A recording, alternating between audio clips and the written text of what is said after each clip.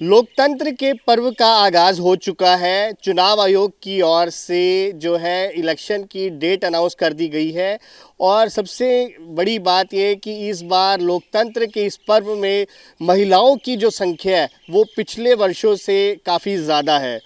पंजाब और हरियाणा की बात करें, पंजाब और हरियाणा में 1 जून को यानी कि 7 जो चरणों में चुनाव होना है उसमें आखिरी चरण में जो चुनाव होने जा रहा है 4 जून को देश भर के जो है वोटिंग के नतीजे आएंगे। हमारे साथ है इस समय पंजाब के कैबिनेट मंत्री हरभजन सिंह ईटीओ। बात कर लेते हैं। मंत्री साहब, पर्व आ गया है, 1 जून को सबको अपने अधिकार का यूज़ करने का मौका मिलेगा। बिल्कुल बिल्कुल।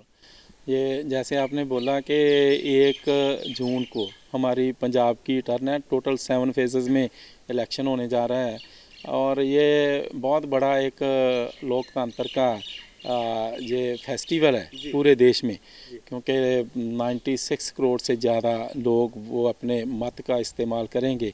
और ये जो राइट टू वोट है ना, ये बड़ी मुश्किल से मिला है, आप सभी जानते हो। तो मैं यही अपील करना चाहता हूँ सभी देशवासियों को कि हम इस इलेक्शन में कोई भी वायलेंस से दूर रहें। किसी तरह की कोई बात नहीं है, ये डेमोक्रेसी है। लोग बड़े होते हैं, लोग जिनको वोट दें, जिसको मेजॉरिटी मिलेगी वही आएगा। तो एक बात और है कि वोट डालने ज़रूर जाना चाहिए। जो जब वोट डालने नहीं ना जाते लोग, तो बाद में ये डेमोक्रेटिक पार्टिसिपेशन बहुत कम रह जाती है। कम जब रहती है तो फिर लोकतंत्र उससे मजबूत नहीं होता। तो जो 1 दिन की बात होती है उसमें भी 1-2 घंटे में आदमी फ्री हो जाता है। तो वोट डालने ज़रूर जाना चाहिए। और इस बार नए वोटर भी काफ़ी हैं, जैसे आपने बोला महिलाओं की संख्या भी बड़ी है। मैं जब मेरी 22 में विधानसभा के चुनाव थे ना, तो मेरी कॉन्स्टिट्यूंसी जंडियाला गुरु है, तो उसमें भी उस समय महिलाओं ने ज़्यादा पार्टिसिपेशन किया था। मेल के मुकाबलतन जो फीमेल थी उनके वोट ज़्यादा डली थी।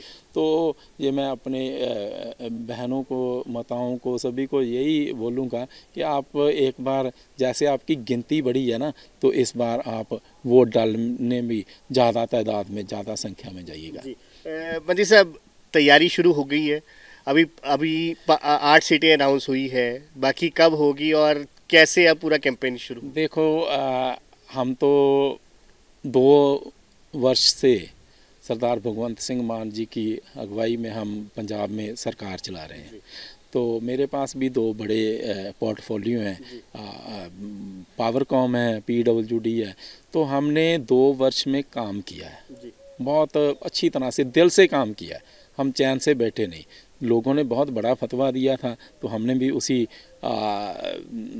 हिसाब से काम किया है।